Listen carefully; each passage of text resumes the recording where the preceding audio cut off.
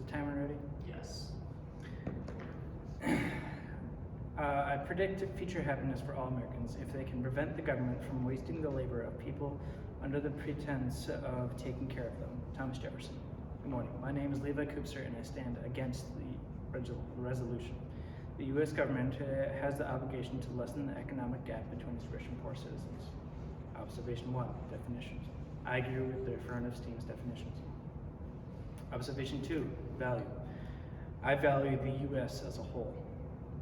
Observation 3. Contention, or criterion, My criterion that gives the U.S. its value is nationalism, defined as identification with one's own nation and support to further its interests, especially to the exclusion of interests of other nations. A strong sense of nationalism is a defining characteristic of the U.S. and was one of the most influential values possessed by the Founding Fathers. This brings me to the 4 reasons nationalism in the U.S. will deteriorate if the government attempts to lessen the economic gap. Observation 4. Contentions. Contention 1. Citizens' self-worth and identity will be harmed as well as the general economy. Personal freedom, government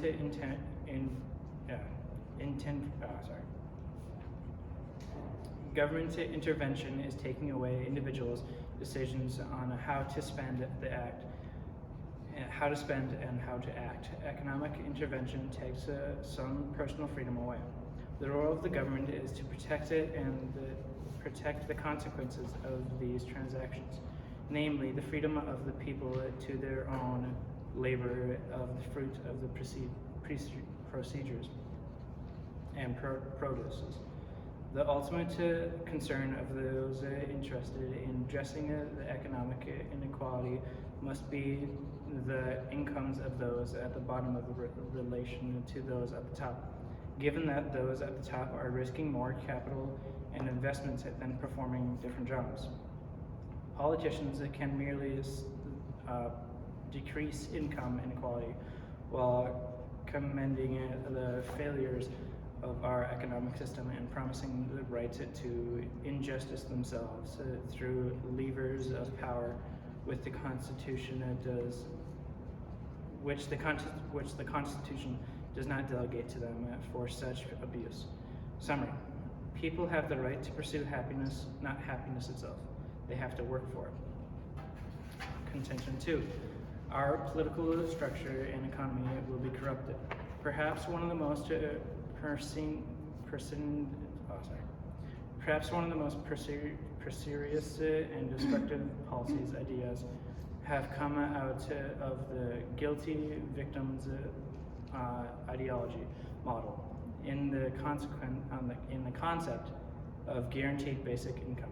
In this model, everyone gets a weekly, bi-weekly, or monthly check for hundreds of the same cases, thousands of dollars in order to take care of themselves for their basic needs such as food and shelter. There is no requirement to obtain this funding other than being alive, breathing human, being a human. This is the epitome of socialism and the antithesis of capitalism.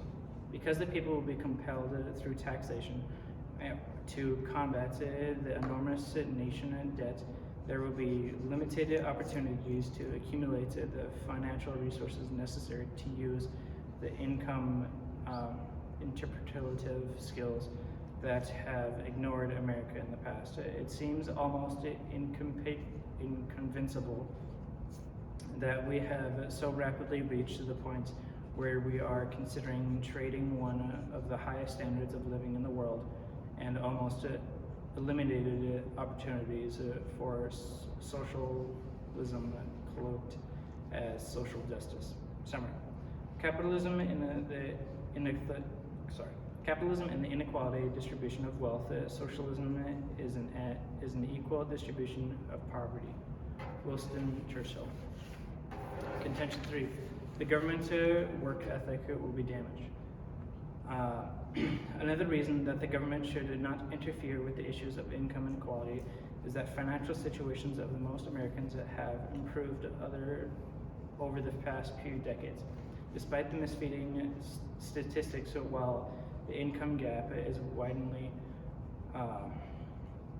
poverty rates and have dramatically decreased. The proportion of Americans in poverty now stands at 12%, as opposed to 22% in the 1950s. Summary. The income inequality is a necessary component to a productive capitalist economy.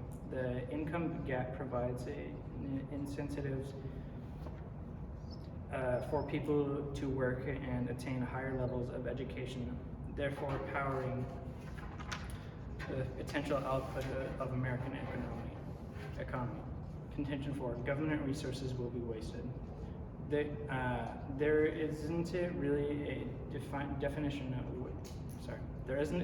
a really definite way to determine if the economic gap is closed. For example, some might say everyone should have exactly equal income. Others would want it within a certain restrictions of some inequality is presumable. The lack of the definite standard would cause time and money to be spent merely figuring out applications, solutions, and criteria. Summary. Combined with the possibility of endless amounts of handouts and wealth distribution that solutions would require would in the end lead to extremely insufficient uses of resources. Observation 5, conclusion. If we allow the government to forcibly lessen the economic gap, it would drastically affect the U.S. nationalism as a whole. Thank you. I'm now ready for cross-examination.